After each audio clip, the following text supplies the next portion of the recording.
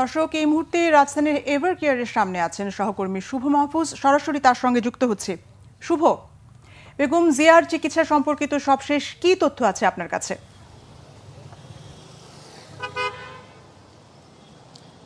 জি নাদিরা, আমার কাছে সর্বশেষ তথ্য বলতে রাত ৮টার দিকে এভার কেয়ারে এসে পৌঁছেছেন বেগম খালেদা জিয়া এবং এখানে এসে মূলত কিছু পরীক্ষা নিরীক্ষা করার কথা ছিল, কিন্তু কিছু জটিলতা দেখা দেওয়ার কারণে তাকে হাসপাতালে ভর্তির পরামর্শ দিয়েছেন ডাক্তাররা।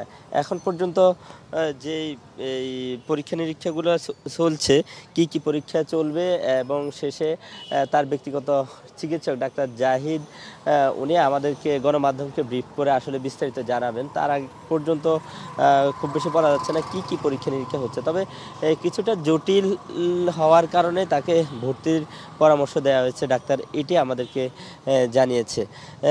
আপনি জানেন যে বেগম খালেদা জিয়া বেশ কিছু জটিল রোগে ভুগতেছেন, তার মধ্যে হচ্ছে ডায়াবেটিস, আর্থ্রাইটিস, কিডনি, ফুসফুস ও চোখের বিভিন্ন জটিলতা রয়েছে। এসব জটিলতা নিয়ে তিনি চলতি বছরের ৮ জানুয়ারি তিনি লন্ডনে গিয়েছেন এবং সেখানে লন্ডন ক্লিনিকে ১৭ দিন চিকিৎসা শেষে তার বড় ছেলে তারেক রহমানের বাসায় তিনি প্রায় ৩.৫ মাস থেকে গত ৫ই মে তিনি দেশে ফিরেছেন।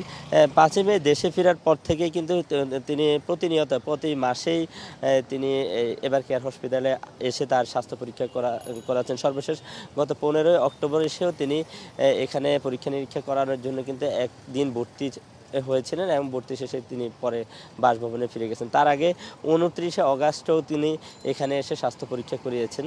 তবে আজকে এসে কি ভর্তি পরীক্ষা কি পরীক্ষা করাবেন, কি হবে সেই বিষয়টা আসলে আমরা পরবর্তীতে তার ব্যক্তিগত চিকিৎসকের যে ব্রিফ করবে তার আলোকে কিন্তু আপনাদেরকে জানাতে পারবো। তো এই ছিল আমার কাছে এখনকার সর্বশেষ। ধন্যবাদ শুভ মাহফুজ।